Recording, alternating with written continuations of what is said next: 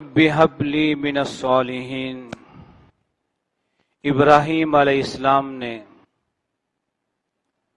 اپنے رب سے بار بار دعا کی، جوانی کی حدود پھلانگ کر بھی، بڑھاپے کے عالم میں بھی اسے ہی پکارا، رب ہب لی من الصالحین، اے میرے مالک مجھے نیک اولاد عطا فرما۔ فبشرناہ بغلام حلیم، تو ہم نے انہیں بشارت دی کہ ہم تمہیں ایک ایسا بیٹا عطا کریں گے جو نہایت بردبار ہوگا، حلیم متبع ہوگا۔ فلما بلغ معه السعی، جب یہ بچہ اپنے باپ کے ساتھ چلنے پھرنے کی عمر تک پہنچا، قال یا بنی، تو یہ بوڑھا باپ اپنے بیٹے سے کہتا ہے کہ بیٹا، انی ارا فی المنام، میں خواب میں دیکھتا ہوں، انی اذبحک فانظر ماذا تری، کہ میں تمہیں ذبح کر رہا ہوں، بتائیے تمہاری کیا رائے ہے۔ قال یا ابت افعل ما تؤمر، تو وہ بچہ کہتا ہے، اے ابا جان، جس چیز کا رب نے آپ کو حکم دیا ہے آپ کر گزریے۔ ستجدنی انشاءاللہ من الصابرین، آپ مجھے پائیں گے کہ میں صبر کرنے والوں میں سے ہوں۔ فلما اسلما وتلہ للجبین، جب دونوں باپ بیٹا انہوں نے اپنے آپ کو رب کے حوالے کر دیا، اس کے سامنے سر تسلیم جھکا دیا، اور باپ نے بیٹے کو ذبح کرنے کے لیے زمین پہ لٹا دیا۔ وَنَادَيْنَاهُ أَن يَا ابراہیم، تو ہم نے آواز دی کہ اے ابراہیم، قد صدقت الرؤیا، تم نے خواب کو حقیقت بنا دیا، خواب کو سچ کر دکھایا۔ إِنَّ كَذَلِكَ نَجْزِي الْمُحْسِنِينَ، ہم اسی طرح احسان کرنے والوں کو جزا دیتے ہیں۔ إِنَّ هَذَا لَهُوَ الْبَلَاءُ الْمُبِينُ، یہ کام، یہ آزمائش کوئی معمولی آزمائش نہیں تھی، یہ بہت بڑی آزمائش تھی۔ وَفَدَيْنَاهُ بِذِبْحٍ عَظِيمٍ، تو ہم نے اسماعیل کی قربانی کے بجائے ایک عظیم قربانی اس کی جگہ کر دی۔ وَتَرَكْنَا عَلَيْهِ فِي الْآخِرِينَ، اور ہم نے قیامت تک کے لیے اس بات کا تذکرہ، ان کا ذکر خیر قائم کر دیا۔ سلام علی ابراہیم، سلامتی ہو ابراہیم علیہ السلام پر۔ کذالک نجزی المحسنین، ہم اسی طرح احسان کرنے والوں کو جزا دیتے ہیں۔ انہ من عباد المؤمنین، بے شک وہ ہمارے مومن بندوں میں سے تھے۔ آج 9 ذو الحج ہے، جس کے بارے میں صحیح مسلم میں روایت ہے، رحمت کائنات فرماتے ہیں کہ سارا سال 9 ذو الحج کے علاوہ سارا سال رب ذوالجلال اتنے بندوں کو جہنم سے آزاد نہیں کرتے، اپنے بندوں کو معاف کر کے، ان کے گناہوں کو معاف کر کے انہیں جہنم سے آزاد نہیں کرتے، جتنا اس ایک دن میں اپنے گناہگار بندوں کو، جن پہ جہنم واجب ہو چکی ہوتی ہے، ان کو جہنم سے آزاد کر دیتے ہیں۔ یہ عظیم دن ہے، بہت عظمت والا دن ہے، کہ جس کے ایک روزے کی فضیلت یہ ہے کہ ایک سال ماضی کے اور ایک سال آئندہ کے ہونے والے گناہ بھی معاف کر دیے جاتے ہیں۔ یہ اس 9 ذو الحج کی فضیلت ہے۔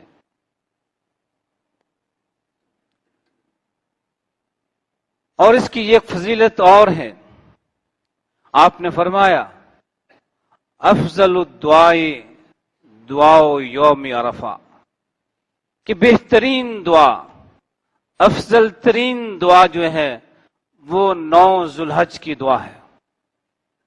और ये दोनों बातें, जहन्नम से आजादी और दुआ की फजीलियत का ताल्लुक मैदान अरफात के साथ नहीं है, इसका ताल्लुक 9 जुल्हज के साथ। रब्बे कायनात ने नहीं फरमाया कि मैं मैदान अरफात में आने वालों को सिर्फ माफ कर देता हूं, उनको जहन्नम से आजाद करता हूं। नहीं, ये आम बात है। आपने फरमाया कि सारा साल रब्बे कायनात अपने बंदों को इतना माफ नहीं करते, जहन्नम से आजाद नहीं करते, जितना इस एक दिन में कर देते हैं।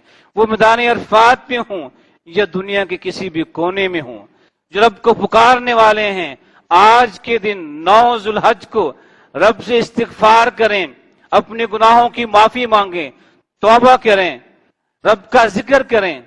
रब्बे कायनात सारी दुनिया में, सारी जमीन पे जहां भी इंसान होंगे, उसे पुकारने वाले, उसे माफी मांगने वाले सबको माफ कर देगा। इसलिए ये फजीलत सिर्फ मैदान अरफात के साथ खास नहीं है, दुआ की भी अहमियत है, फजीलत है। हर जगह पर 9 जुल्हज को अल्लाह के बंदे जो भी दुआ करेंगे, ये दुआ रब्बे कायनात की यहां अफजल तरीन दुआ है, जरूरत नहीं होती। इसलिए जिन भाइयों का रोजा है उनके लिए मुबारक हो कि वो एक अजीम अमल करके अपने 2 साल की गुनाहों की माफी का सर्टिफिकेट ले रहे हैं। और जिन लोगों को रब्बे कायनात ने ये तौफीक नहीं दी, वो इस रोजे, इस दिन से ये फायदा उठा लें कि जो दिन बाकी रह गया है, इसमें कसरत से अल्लाह से दुआ करें, इस्तिगफार करें, सच्चे दिल से गुनाहों से ताइब होके अल्लाह से अहद व पैमान करें, अहद जदीद करें कि अल्लाह हमारे गुनाहों को माफ कर दे, जो हम गुनाह कर चुके हैं हमें माफ कर दे। बाकी जिंदगी में हम तुझसे अहद करते हैं कि हम तेरी इताअत करेंगे, तेरे अहकामात को बजा लाएंगे, तेरी नाफरमानी नहीं करेंगे, कोई गुनाह नहीं करेंगे। रब से अहद भी कीजिए, गुनाहों की माफी भी मांगिए। शायद अल्लाह ताला हमें भी जहन्नम से आजाद करके हमारे लिए जन्नत को वाजिब कर दे। और कल का दिन 10 जुल्हज का दिन, ये रब्बे कायनात के यहां अफजल तरीन दिन है। अफजल यौमिन इंदल्लाहि यौमुन नहर, अल्लाह के यहां सबसे अफजल दिन 10 जुल्हज का है, कुर्बानी का दिन है। इसलिए कि क्या कुर्बानी के दिन 10 जुल्हज को, यौमुन नहर को, रब्बे कायनात अपने बंदों की मोहब्बत का ईमान लेते, मोहब्बत का इम्तिहान लेते हैं कि मेरे बंदे उन नेमतों से मोहब्बत करते हैं जो नेमतें मैंने इन्हें अता की हैं, या वो नेमतें अता करने वाले से मोहब्बत करते हैं। किन की मोहब्बत इनके दिन पे गालिब है? क्या वो नेमतें, वो मालो दौलत, वो औलाद, वो तजारत, वो इक्तदार, वो दुनिया के मनासिब, जो नेमतें मैंने इन्हें अता की हैं, इनकी मोहब्बत इनके दिल पे गालिब है, या इनके दिल पे देने वाले रब की मोहब्बत गालिब? ये मोहब्बत के इम्तिहान का दिन है। और रब को ये दिन इसलिए उसके यहां अफजल है कि वो लोग जो रब की मोहब्बत को दिल पे गालिब करते हुए दुनिया की हर चीज की मोहब्बत को मगलूब कर देते हैं और अपने अमल से साबित कर देते हैं कि हमें रब से जिस कदर मोहब्बत है, इतनी मोहब्बत किसी और चीज के साथ नहीं है। हर एक की मोहब्बत रब की मोहब्बत के ताबे है और रब की मोहब्बत हर एक मोहब्बत पे गालिब है। इसलिए कि इसी दिन इब्राहिम अलैहिस्सलाम ने भी इसी बात का सबूत दिया था। औलाद मांगी, जवानी भर औलाद मांगते रहे, नहीं मिली, लेकिन जानते थे कि औलाद देने वाला वो एक ही है। वो दे तो उसकी नेमत है, ना दे उसकी रजा है। हम उसके देने पे भी और ना देने पे राजी रहने वाले हैं। वो जैसा भी चाहे करे, लेकिन हमारा काम मांगना है, हम उसके बंदे हैं, वो हमें देने वाला है, हम मांगने वाले हैं।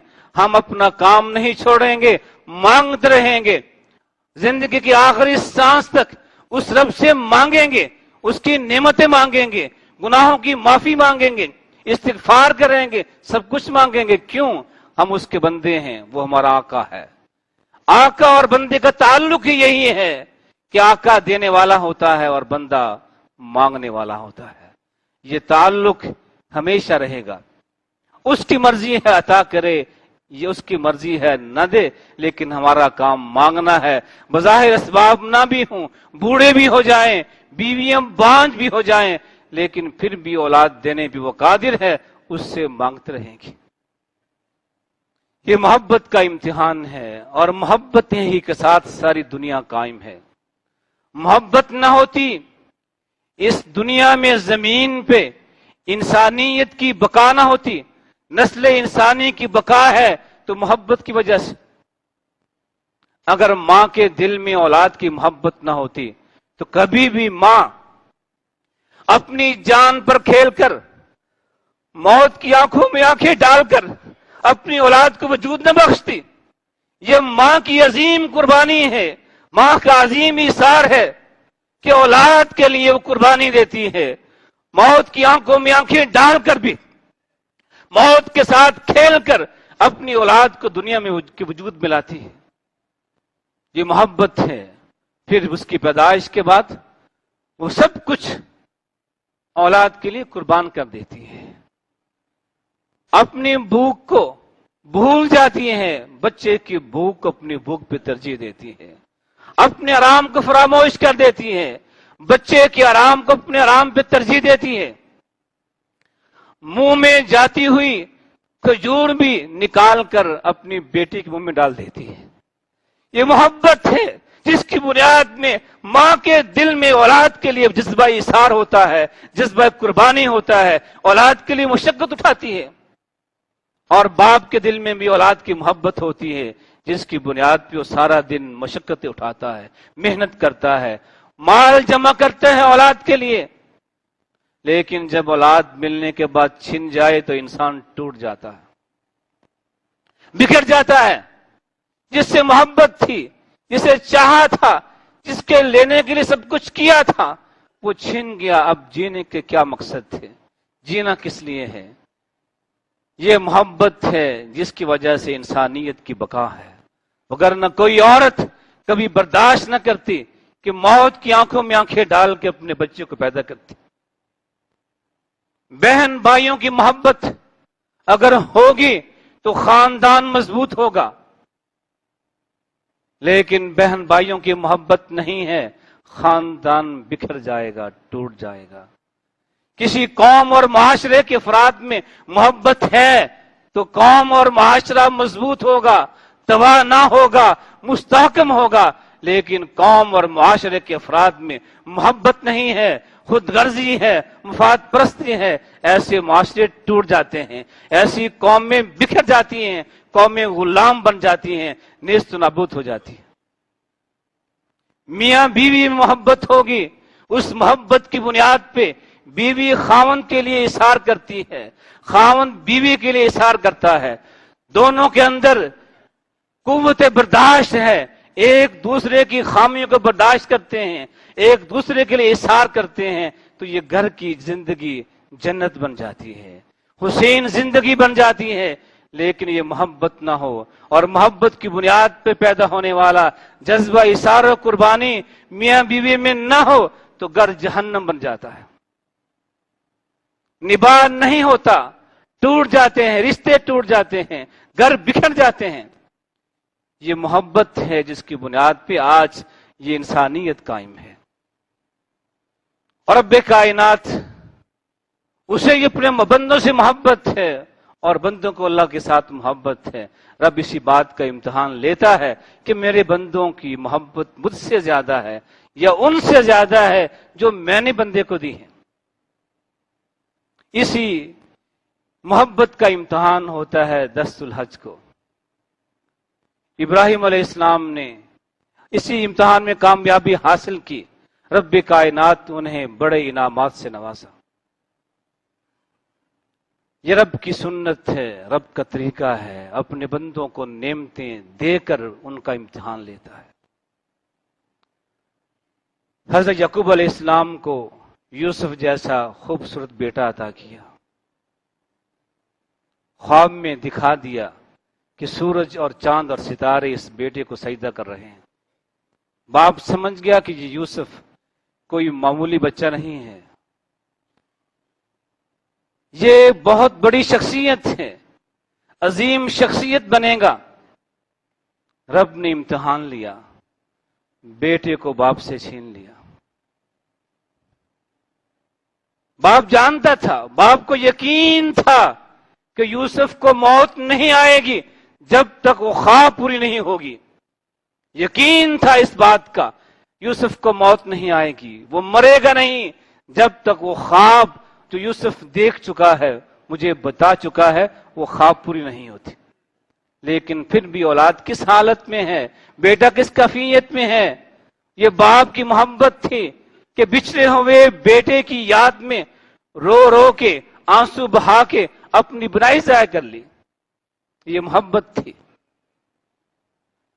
حضرت یوسف کو حسن و جمال دیا، خوبصورتی دی، اس کا بھی امتحان لیا۔ اپنے بھائیوں کی دشمنی کی شکل میں امتحان لیا۔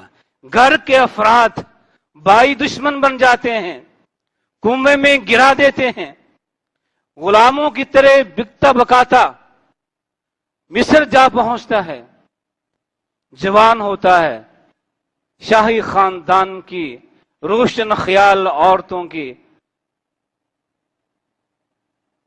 ان کے تیز و تیز نشتروں کا مقابلہ کرتا ہے۔ جوانی جس میں انسان بہک جاتا ہے، لیکن یوسف علیہ السلام نے اس امتحان میں کامیابی حاصل کی۔ بھائیوں نے کنویں میں گرا کے اسے غروب کرنا چاہا تھا، لیکن رب کائنات نے اس غروب کرنے والوں کو ناکام کیا اور اس کنویں میں گرنے والے یوسف کو تخت مصر پہ بٹھا کے لایا۔ یہ رب امتحان لیتا ہے، امتحان کے بعد کامیابیاں عطا کرتا ہے، لیکن ابراہیم علیہ السلام کا امتحان ان سے بہت بڑا تھا۔ واقعتاً رب کائنات کہتے ہیں یہ بہت بڑی آزمائش تھی، اس لیے کہ ایک ہی بیٹا ہے، بڑی دعاؤں کے بعد مانگا ہے، مل گیا۔ پہلا امتحان ہوا کہ اس بیٹے کو اور اس کی ماں کو فلاں جنگل بیابان چھوڑ کے آؤ۔ سوال نہیں کیا اللہ کس کے پاس چھوڑ کے آؤں، انہیں کون سنبھالے گا؟ دودھ پیتا بچہ ہے، نازک سی ماں ہے، جنگل و بیابان ہے جہاں کوئی انسان نہیں ہے، درندے تو ہو سکتے ہیں، انسان نہیں ہے، کوئی سائبان نہیں ہے، کوئی مکان نہیں ہے، کھانے پینے کا سامان نہیں ہے، پینے کے لیے پانی نہیں ہے، کس کے پاس چھوڑ کے آؤں؟ کوئی سوال نہیں کیا۔ یہ تھی کہ ماں کی محبت، بیٹے کی محبت، بیوی کی محبت سب ہیں، لیکن رب کی محبت کتابیں ہیں۔ رب کا حکم آ جائے، رب کا اشارہ آ جائے تو بندے کی مجال نہیں ہے کہ رب کے حکم کو ٹال کر اپنی بیوی، بچے، ماں کی یا باپ کی بات کو مانے۔ پہلی آزمائش تھی اولاد ملنے کے بعد، اس میں کامیاب ہوئے۔ جب بچہ چلنے پھرنے کے قابل ہوا، جب ماں باپ کی امیدوں کا مرکز بنتا ہے، ماں باپ کی خوشیوں کا مرکز بنتا ہے، حکم نہیں ہوا، خواب میں اشارہ ہوا ہے، اس بیٹے کو ذبح کر رہے ہیں۔ آرڈر نہیں ہے، حکم نہیں ہے، لیکن خواب نبی کی خواب حقیقت ہوتی ہے، رب کی وحی ہوتی ہے، اس لیے بیٹے کو قربان کرنے پہ تیار ہو جاتے ہیں۔ اور بیٹا وہ دولت ہے، وہ رب کی وہ نعمت ہے جو ایک انسان کو سب سے بڑھ کے عزیز ہوتی ہے۔ اولاد کے حصول کے لیے، بیٹوں کے حصول کے لیے انسان کیا کچھ نہیں کرتا، جائز ناجائز طریقے اختیار کرتا ہے، ایسے راستے ڈھونڈتا ہے جو عقلی طور پہ بھی غلط ہوتے ہیں، لیکن اولاد کی نعمت کو حاصل کرنے کے لیے بڑے درباروں پہ جاتا ہے، اپنی بیوی کو پیروں کے حوالے کر دیتا ہے، سب کچھ برداشت کرتا ہے کہ اولاد مل جائے۔ اولاد رب کی بہت بڑی نعمت ہوتی ہے، خاص طور پہ بیٹا، وہ بھی جو صاحب ہنر و جمال ہو، صاحب صلاحیت ہو، رب کی بڑی نعمت ہوتی ہے۔ اس نعمت کو قربان کرنے پہ تیار ہو جائے تو یہ دلیل ہے کہ اس سے بڑھ کر کوئی نہیں ہے جسے اس بات کا دعویٰ ہو کہ اس کے دل میں رب کی محبت ہر محبت پہ غالب ہے۔ یہی وہ چیز تھی جس میں کامیاب ہوئے، رب کائنات نے آپ کو اپنا خلیل بنا لیا اور کائنات کو دکھا دیا، دیکھو یہ ہے وہ محبت جو میں چاہتا ہوں تمہارے لیے۔ ابراہیم آئیڈیل ہے اس معاملہ میں کہ وہ رب کی محبت کو ساری محبتوں پہ غالب کر دیتا ہے، رب کی محبت کے سامنے دنیا کی ہر محبت کو مغلوب کر دیتا ہے، اس کے تابع کر دیتا ہے۔ اور یہ میرا مقصد ہے اس قربانی کے ساتھ۔ یوم النحر کو، 10 ذوالحج کو، یہ عظیم قربانی ہمیں درس دیتی ہے اپنا سب کچھ اللہ کے حوالے کر دو۔ ان صلاتی و نسکی و محیای و مماتی للہ رب العالمین، میری زندگی اور موت اس نے دی ہے، اسی کے لیے ہے۔ میری عبادات، میری دولت، ہر چیز اسی نے عطا کی ہے، اسی کے لیے ہے۔ زندگی یہ نہیں ہے انسان اپنے لیے جیے، زندگی یہ ہے کہ انسان دوسروں کے لیے جیے۔ خوشی یہ نہیں ہے میں خوش ہو جاؤں، بلکہ خوشی یہ ہے کہ میں دوسروں کو خوشیاں دوں، خوشیاں بانٹوں، پھر مجھے جو خوشی ملے گی اس جیسی خوشی نہیں ہوگی۔ میں زندہ رہوں اپنے لیے، لیکن میں زندگی قربان کر دوں قوم کے لیے، ملک کے لیے، وطن کے لیے، دین کے لیے، ایسی موت بھی قابل فخر ہوتی ہے۔ جینا اور مرنا دوسروں کے لیے ہو، رب کے لیے ہو، رب کی مخلوق کے لیے ہو، باعث فخر ہوتا ہے۔ یہ ہے وہ قربانی کا فلسفہ جو رب ہم سے مطالبہ کرتا ہے، جو ہم سے مقصود ہے کہ قربانی کے دن محض ایک بکرا نہیں، ایک بکرا نہیں، بلکہ اس بات کا عزم کرو کہ تم رب کے حکامات کے سامنے اپنی خواہشات کو ذبح کر دو گے، ہر ایک کی محبت کو رب کی محبت کے سامنے قربان کر دو گے۔ تم سے قربانی مقصود نہیں ہے، لین اللہ لحومھا ولا دماؤھا، یہ گوشت اور خون رب کے پاس نہیں جاتا، اسی زمین پہ رہ جاتا ہے۔ اس کے پاس کیا چیز پہنچتی ہے؟ وَلَٰكِنْ يَنَالُهُ التَّقْوَىٰ مِنْكُمْ، تمہارے دل کی کیفیت کیا ہے؟ دل کی کیفیت رب کے ہاں جاتی ہے۔ تمہارے دل میں کیا ہے؟ کیا یہ عزم ہے کہ میں دوسروں کے لیے جیوں، دوسروں کے لیے مروں، جو نعمتیں میرے پاس ہیں میں دوسروں پہ خرچ کر کے رب کو راضی کر لوں، یا یہ کہ میں جو دوسروں کے پاس ہیں چھین کر اپنے قبضے میں کر لوں، میرا بینک بیلنس بڑھ جائے، دولت بڑھ جائے، میری کوٹھیاں بڑھ جائیں، میری ملیں بڑھ جائیں۔ یہ قربانی کا جذبہ یہ ہونا چاہیے کہ نہیں، میں جو کچھ بھی ہوں، میرے بس جو کچھ بھی ہے رب کا عطا کردہ ہے، اسے میں نے استعمال کرنا ہے رب کے دین کے لیے اور رب کی مخلوق کے لیے۔ اس کے نتیجے میں میری یہ دنیا بھی کامیاب ہوگی، آخرت بھی کامیاب ہوگی، اور یہی مقصد ہے انسان کی زندگی کا۔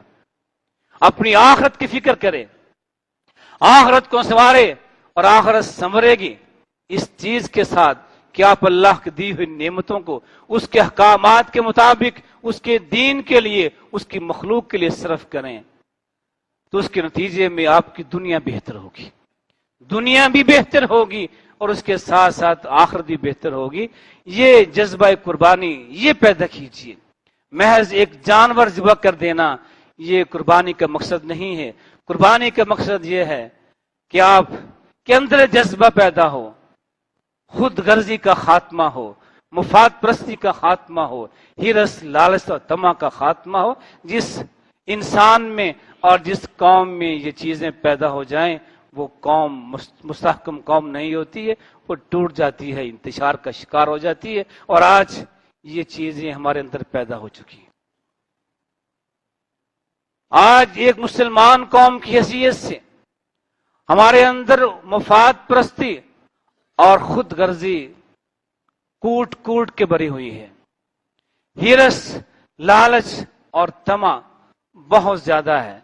دن رات ہم یہی سوچتے ہیں کس طرح ہم راتوں رات ارب پتی بن جائیں، کس طرح یہ پلاٹ میرے قبضے میں آ جائے، کس طرح فلاں چیز پہ میں قابض ہو جاؤں، کس طرح میں فلاں منصب کو حاصل کر لوں، کس طرح اقتدار مجھے مل جائے۔ ہماری یہ سوچ ہوتی ہے، اور جب کسی قوم میں یہ سوچ آ جائے وہ قوم متحد نہیں رہتی ہے۔ آج مسلمانوں کے مقابلے میں کفر ملت واحدہ بنا ہوا ہے۔ چاہیے تو یہ تھا مسلمان ملت واحدہ بن جائیں، لیکن مسلمان منتشر ہیں، ٹوٹ پھوٹ کا شکار ہیں، اس لیے کہ ہر ملک، ہر ریاست خود غرض ہے، مفاد پرست ہے، اسے اپنا مفاد عزیز ہے، اپنے بھائیوں کا، دوسرے ملکوں کا مفاد عزیز نہیں ہے۔ قوموں میں بھی ہے، ریاستوں میں ہے، حکومتوں میں ہے، ہر مسلمان حکمران خود غرض ہے، مفاد پرست ہے۔ اس کے مقابل میں سارا کفر ملت واحدہ بنا ہوا ہے، اکٹھا ہو چکا ہے مسلمانوں کو ختم کرنے کے لیے، ان کو دبانے کے لیے۔ اور جب تک مسلمانوں کے اندر یہ جذبہ قربانی جس طرح رب چاہتا ہے یہ پیدا نہیں ہوگا، یہ ملت واحدہ نہیں بن سکتی ہے۔ محض گوشت تقسیم کر دینے سے وہ ملت واحدہ وجود میں نہیں آ سکتی۔ وہ ملت واحدہ ایک قوم بننے کے لیے ضروری ہے کہ ہم اپنے اندر سے خود غرضی، مفاد پرستی، ہرس، طمع، لالچ نکال کر ہم جئیں تو دوسروں کے لیے جئیں، ہم کریں دوسروں کے لیے کریں، ہم خوشیاں بانٹیں تو دوسروں کو دے، رب تعالیٰ ہمیں خوشیاں عطا کرے گا۔ والبلاغ۔